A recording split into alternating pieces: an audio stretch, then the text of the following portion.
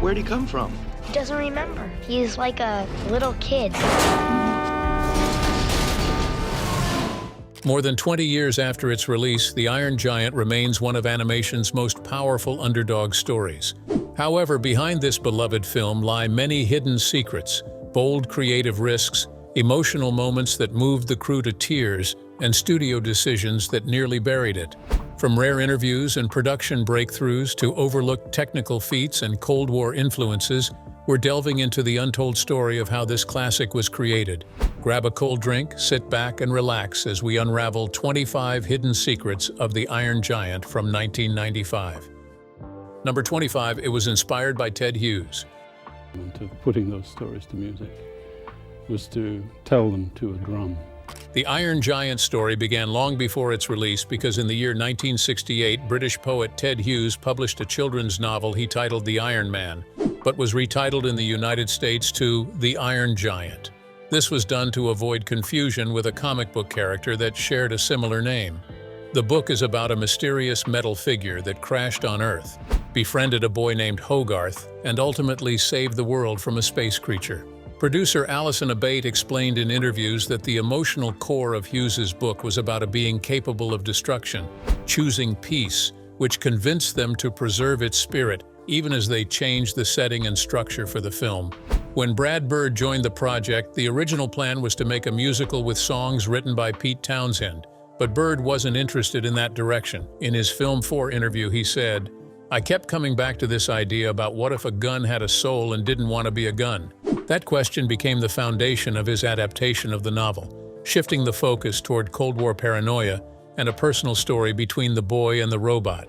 According to published reports, Ted Hughes reviewed an early version of the screenplay, and he wrote back with a letter praising the adaptation, especially its new ending.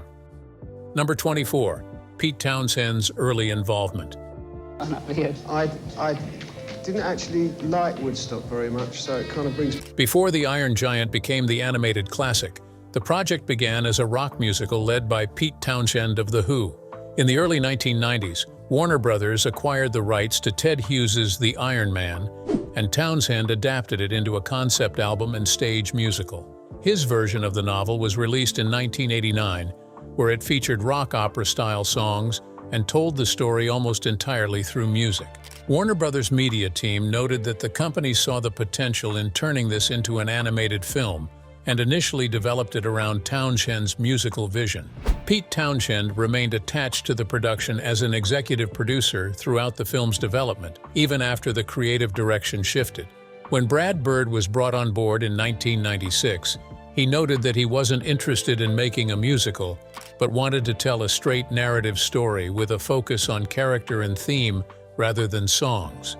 In interviews, Bird recalled that he respected Townshend's work, but felt the material would be stronger if it were emotionally grounded like the novel and cinematic. Townshend publicly supported the new direction by stating that he was happy to see the story find a new form and appreciated that the core of Hughes's message remained. Number 23. Brad Bird's personal core. When Brad Bird took over the Iron Giant project in 1996, he infused it with personal meaning. Before this time, Bird had experienced a family tragedy, which was the death of his sister at the hands of gun violence.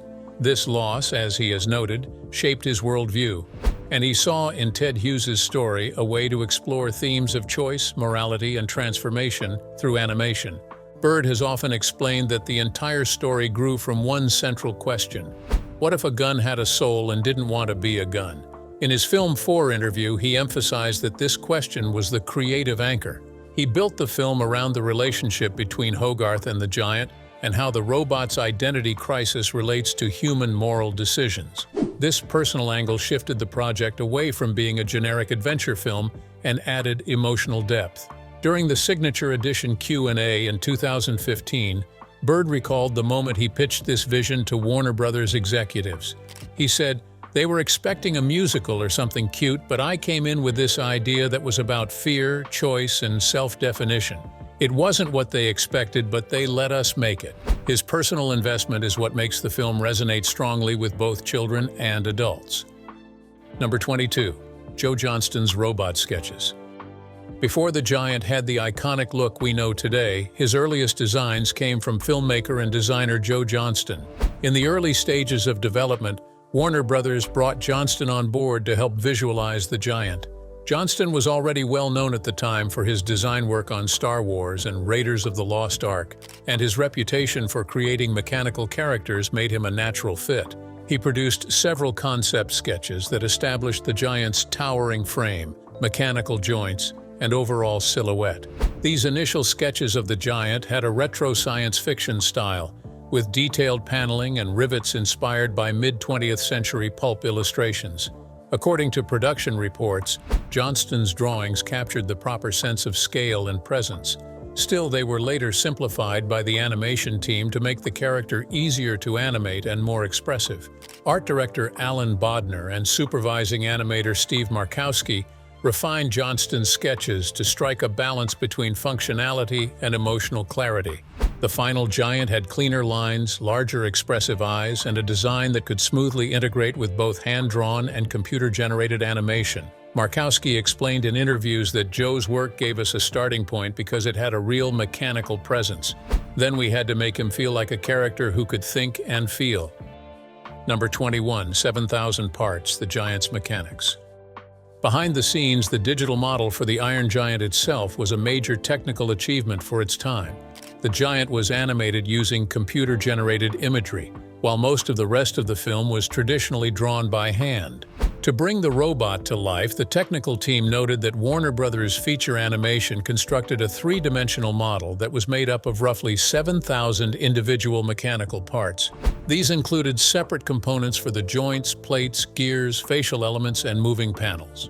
For the Battle Giant sequence toward the end of the film, the number of components increased to approximately 10,000, as the design expanded to incorporate weapons, transformation elements, and additional articulation. This complexity allowed animators to move different sections independently, giving the Giant a realistic mechanical presence while still maintaining smooth animation. According to interviews with supervising animator Steve Markowski, the goal was to provide the Giant with the physical weight and function of a real machine. Markowski explained that they had to think like engineers, not just animators. "We weren't just making a character blink or walk," he said. "Every piece had to fit together like it could actually work. It was built like a real robot." The CGI team used early versions of applications like Maya, Power Animator, and proprietary in-house tools to manage this build. The Giant had so many parts that each movement required careful planning to avoid glitches or overlapping geometry. The character was rendered separately and then composited with the traditionally animated backgrounds and characters. At the time, this hybrid workflow was considered highly advanced for feature animation. Number 20. Animating a metallic soul on twos. Trick. To give the Iron Giant a distinctive presence, the animators employed a clever technique. They animated the Giant on twos, while the human characters were animated on ones. In simple terms, on ones means drawing a new image for every single frame of film, which is 24 drawings per second. On twos means holding each drawing for 2 frames, so it becomes 12 drawings per second. Brad Bird, the film's director, explained in interviews that this technique wasn't about saving time. He also added that it was about giving the Giant a different rhythm and physicality. Human characters like Hogarth were made to move with fluidity and speed because they're animated on ones. In contrast, animating the Giant on twos gives him a more deliberate mechanical motion, emphasizing his size and metal construction.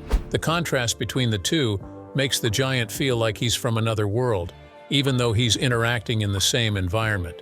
In the 2015 documentary The Giant's Dream, Bird described the reasoning behind this approach.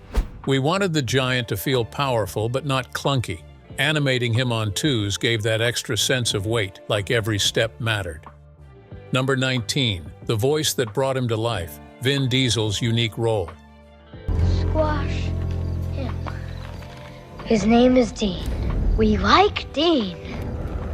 Before The Fast and the Furious made him a household name, Vin Diesel got one of his most unexpected roles in his career, which was to be the voice of the Iron Giant.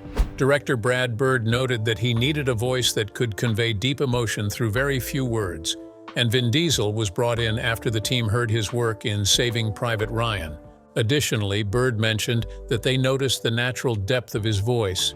In multiple interviews, Brad Bird explained that Vin's performance stood out not because of his restraint and sincerity. In a 2015 Q&A for the film's signature edition, Bird said, "Vin came in and was really committed to finding the soul of the character. He understood that the giant wasn't just a robot. He was like a child discovering the world." To create the giant's iconic sound, Vin Diesel recorded the lines at half speed. He would say the lines slowly and deeply, and then sound engineers digitally lowered and processed them, giving the giant his signature metallic resonance without losing the human emotion underneath. Vin Diesel later reflected on the role with pride in a 2017 interview with Entertainment Weekly, where he said, "People still come up to me about the Iron Giant. It's one of the most soulful things I've ever done. I didn't need a lot of lines, I just needed to feel it." Number 18. Actor reference footage for animators. To make the characters' movements and expressions feel believable, the animation team had to rely heavily on live-action reference footage. Relying on live-action footage meant filming the actors as they performed their lines and physical gestures, then using those recordings to guide the animators' work. It wasn't rotoscoping, where drawings are traced directly over footage, but rather a performance reference system that gave the animators real human nuances to translate into two-dimensional animation. One of the most notable performances came from Eli Marienthal, who voiced the character of Hogarth Hughes. Brad Bird and the team noted that they had to encourage Eli to act out his lines fully, which he would do while often exaggerating his facial expressions and body language. Animators then studied this footage frame by frame to give Hogarth a natural liveliness on screen. As supervising animator Tony Fusile explained in interviews, "We wanted Hogarth to feel like a real kid, not a cartoon stereotype. The reference footage gave us all those little eyebrow lifts, squints, and sudden bursts of energy that you can't just invent." Other cast members, including Jennifer Aniston and Harry Connick Jr., were also filmed during rehearsals. Number 17. Jennifer Aniston's casting note. When it came to casting Annie Hughes, Hogarth's mother, Warner Brothers had a list of suggested names, but Brad Bird wasn't interested in most of them. Jennifer Aniston was the one studio suggestion he actually liked, as she was well known for her role on Friends at the time. Annie is the emotional anchor of the story because she was a single mother working hard to support her son at the time, and Brad Bird wanted someone who could sound caring and believable without drifting into sentimentality. In multiple interviews, Bird has mentioned that Aniston's performance struck exactly that balance. Her natural delivery of the role helped make Annie feel like a real person, not a caricature of a 1950s mom. She had this grounded quality, Brad Bird explained in the Giant's Dream documentary. "You believed she cared about Hogarth. She wasn't playing mom, she just was." Aniston recorded most of her lines in Los Angeles, where she was often working directly with Eli Marienthal to build authentic chemistry between mother and son. The emotional layers she added to simple scenes, such as the diner conversations, helped deepen the film's human core. Number 16. Michael Kamen's orchestral gamble.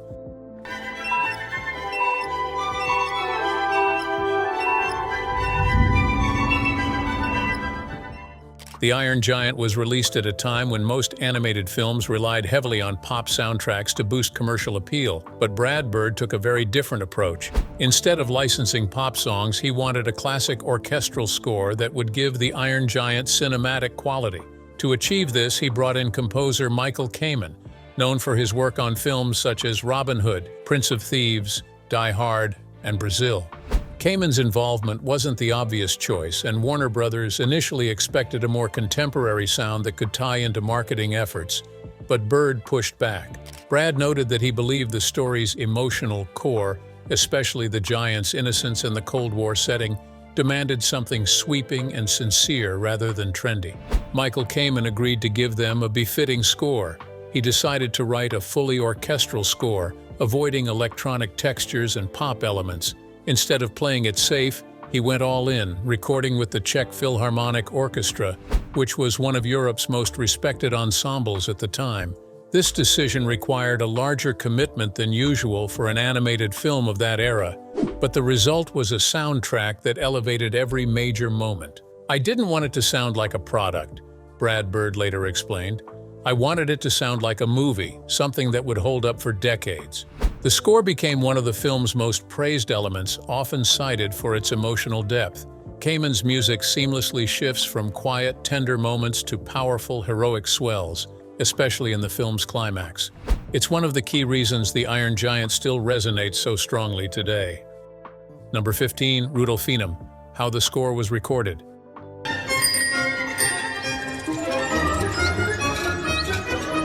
Michael Kamen didn't just compose a powerful score for the film, he also chose a unique way to record it. Instead of using a standard film scoring method, where the music is well-timed to the precise visuals with clicks or synchronization cues, Kamen decided to record the music in a performance style. This method meant the score had to be treated like a live concert, allowing the orchestra to flow naturally with the emotional rhythm of each piece. To make this happen, Kamen and the team traveled to Prague's Rudolfinum, a historic concert hall renowned for its rich acoustics and as the home of the Czech Philharmonic Orchestra. Instead of slicing cues into rigid segments, Kamen conducted longer stretches of music, giving scenes a continuous emotional build. This was an unusual choice for an animated feature at the time. Most studios preferred the precision of synchronized scoring, which matched every beat of action on screen. However, Kamen and Brad Bird believed that a looser, more organic performance would elevate the emotional impact. The result is a score that breathes, swelling and receding like a live performance, perfectly supporting the film's heartfelt tone. Number 14. Widescreen by creative choice. When most animated films of the late 1990s were produced in a standard aspect ratio, Brad Bird made a bold artistic decision for The Iron Giant by insisting on using a CinemaScope-style widescreen format for the film's aspect ratio. This was a major departure from Warner Bros.' usual approach to animation, which typically favored the more traditional or full-frame ratios that were cheaper and easier to work with. Bird's reasoning was straightforward since he noted that he wanted the film to feel cinematic, not like a Saturday morning cartoon. The widescreen format allowed for carefully composed shots, sweeping landscapes, and it also gave the animators more room to create visual contrast between the massive giant and the small human world around him. I wanted it to feel like a movie, not like it was made for TV, Brad Bird said in interviews about the decision. This choice presented additional technical challenges, as every background had to be drawn wider. Layouts were more complex, and camera moves required precise planning to fill the expanded frame without losing detail. It was more work for a team that already had a tight schedule and a smaller budget than Disney or DreamWorks productions at the time. Number 13. Design inspirations, Rockwell to Hirschfeld. The visual identity of the Iron Giant wasn't randomly chosen. As a matter of fact, it was intentionally crafted to reflect mid-20th century American culture. Brad Bird and his art team noted that they drew direct inspiration from two major artistic figures, namely Norman Rockwell and Al Hirschfeld. Norman Rockwell's art is famous for its warm, nostalgic portrayal of American life. Bird noted that he wanted the town of Rockwell, which was named deliberately after the artist, to feel like a living Rockwell painting, a place that was idealized but believable. The design team studied Rockwell's use of lighting, everyday scenes, and character expressions to create the kind of small-town America that Hogarth grew up in. Meanwhile, Al Hirschfeld's work influenced the character line art.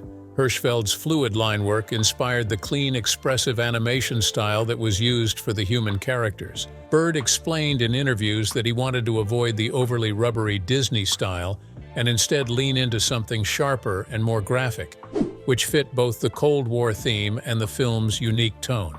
Brad Bird once said, "We wanted to place this story in a world that felt both real and iconic. Rockwell gave us that heart, Hirschfeld gave us that line." The giant himself was designed to stand out against this Rockwell-Hirschfeld backdrop.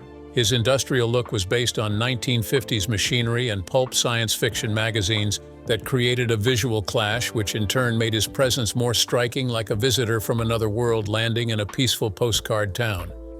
Number 12. A tight budget, a giant dream. Unlike Disney's lavish productions of the 90s, The Iron Giant was made on a modest budget of around $50 million, which was significantly lower than the typical animated blockbusters of that era. This forced Brad Bird and his team to be strategic, disciplined, and highly inventive to bring the story to life without sacrificing quality. Warner Brothers gave the green light to the project after Disney's The Lion King was released and became a massive success.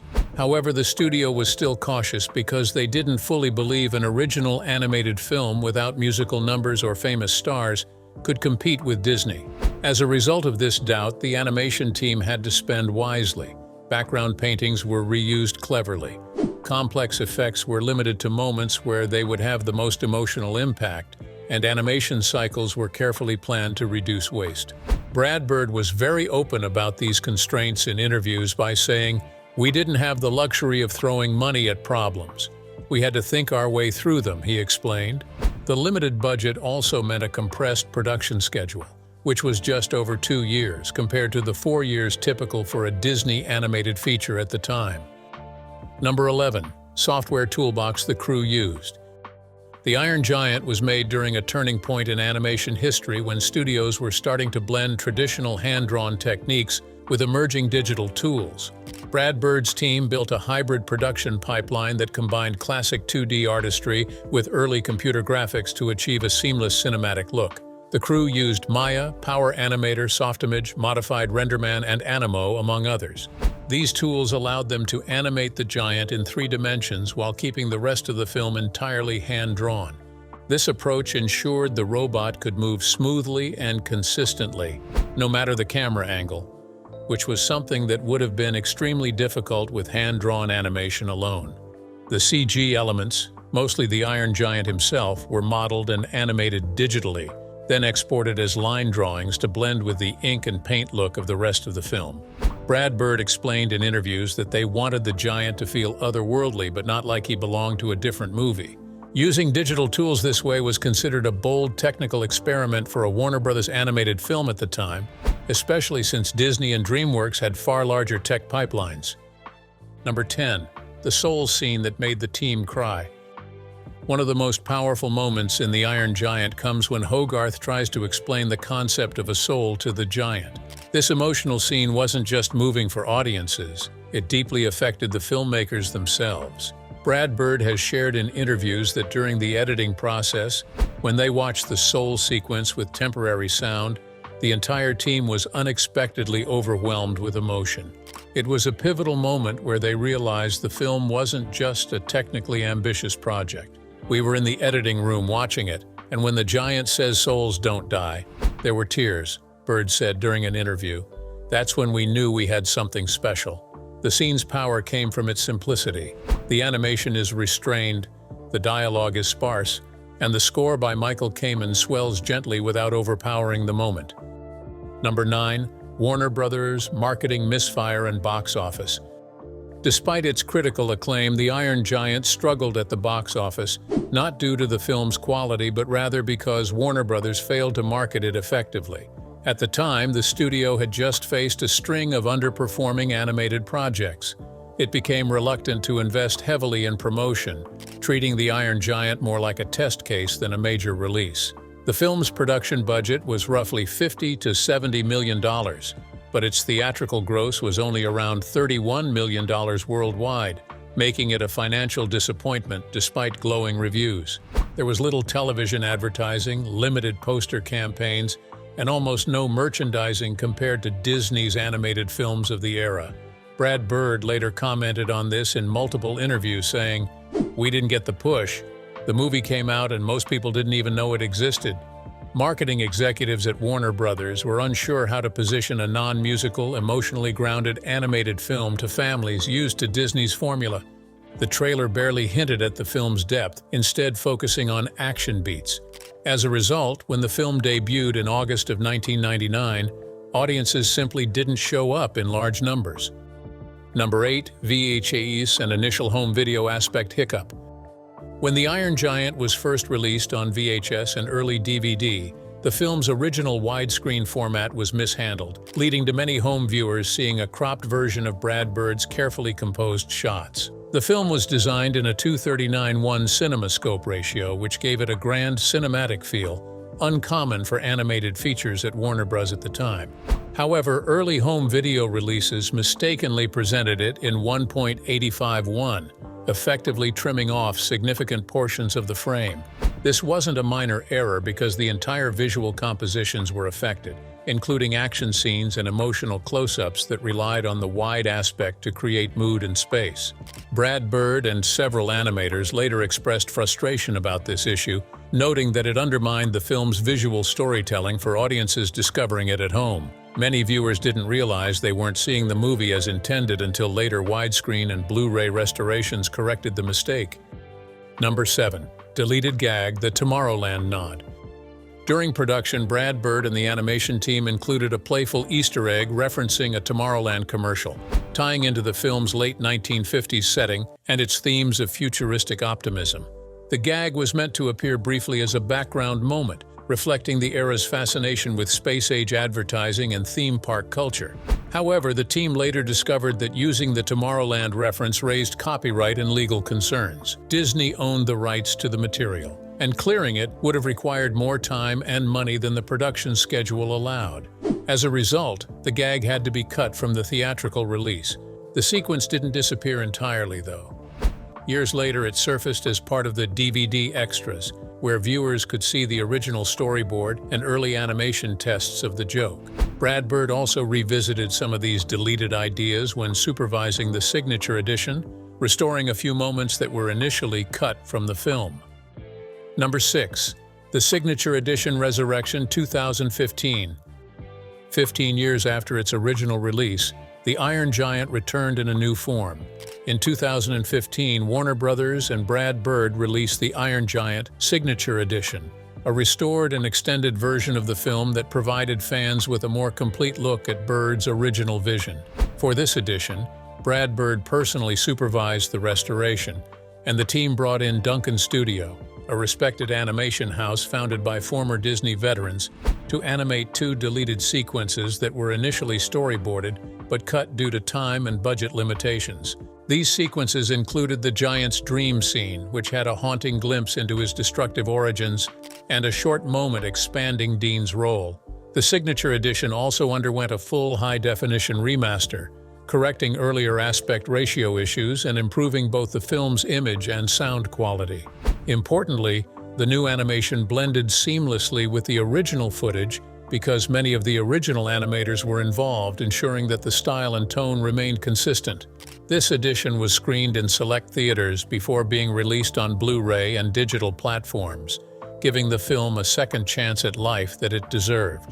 For many fans and critics, it was the version that finally presented the movie as its creators intended it to be seen. Number 5. CalArts student contributions. As production on the Iron Giant drew closer to its deadline, the studio faced a serious challenge of not meeting up because there was still a considerable amount of work left to be completed.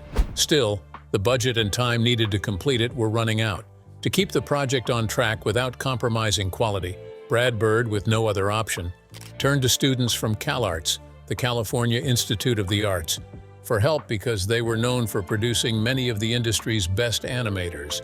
These students were brought in to handle smaller animation assignments, cleanup work, and secondary sequences that didn't require the full attention of senior animators. It was a strategic way to keep production moving while giving young artists the hands-on experience they needed on a major film. Brad Bird later explained in an interview, saying, "We didn't have the manpower Disney had, so we got smart about it. We brought in talented students and gave them opportunities to prove themselves. A lot of them did incredible work." Several of these students, after that experience, got the opportunity to join top studios like Pixar and DreamWorks, and many have described their time on the Iron Giant as their first real film school.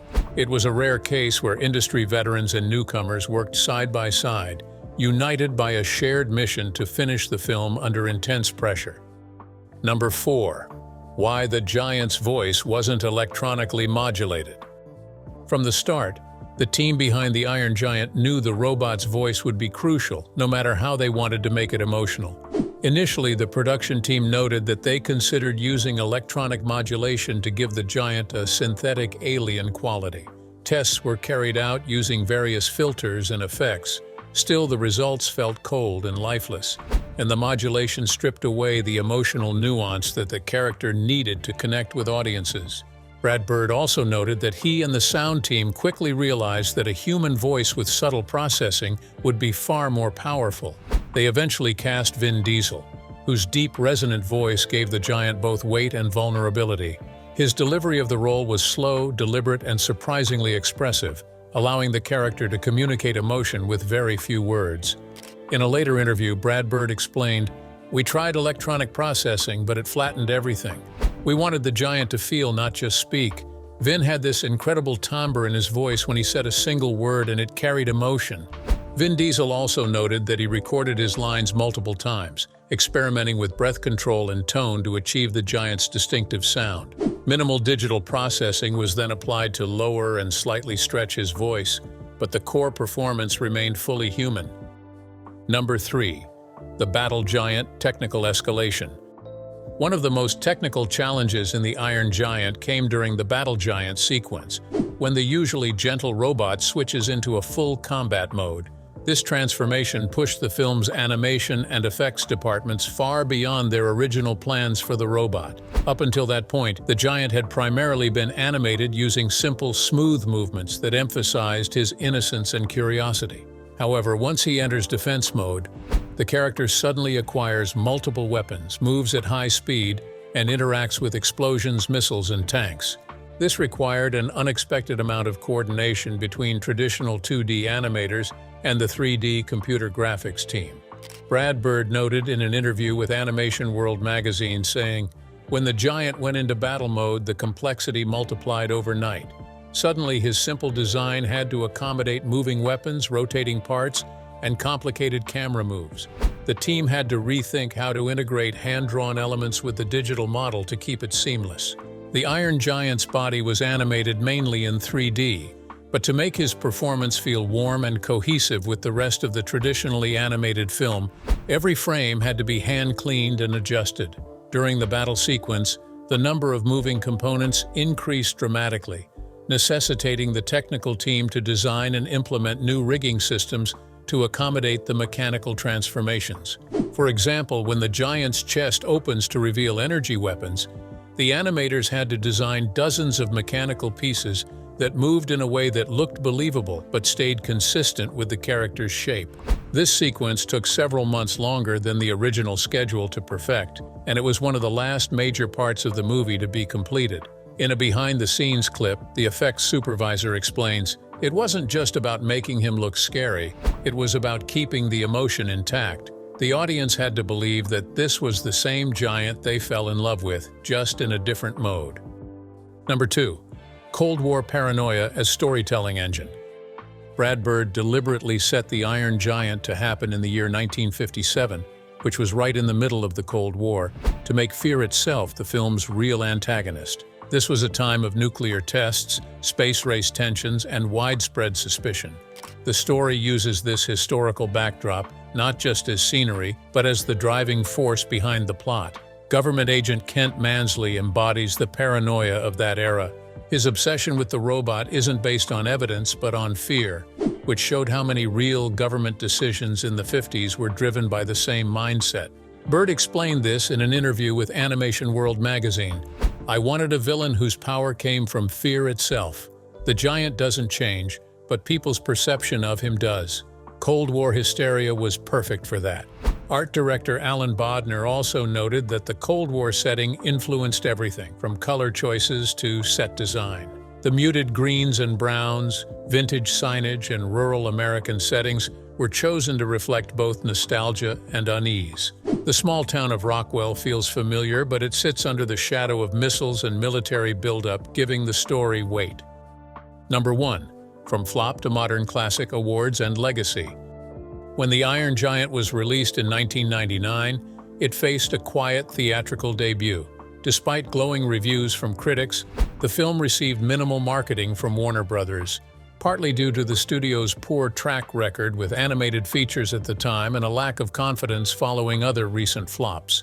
As a result of these mishaps, it grossed roughly $31 million worldwide, which was against a production budget estimated between $50 and $70 million, making it a box office disappointment. However, over time, something changed. Through VHS and DVD releases, as well as frequent TV broadcasts, the film slowly built a passionate following. Animators, critics, and audiences began to recognize its emotional depth, artistry, and storytelling strength. Brad Bird reflected on this in a Collider interview years later and said, "The movie didn't find its audience in theaters, it found it afterward. People shared it, passed it on, and it grew in ways none of us expected." The film went on to win 9 Annie Awards, including Best Animated Feature, and earned a BAFTA Children's Award. Directors like Guillermo del Toro and J.J. Abrams have openly praised it for its bold emotional core and unique vision. Which of these secrets shocked you? Share your thoughts in the comments and do not forget to like, share, and subscribe to this channel. Before you go, watch the other videos on your screen.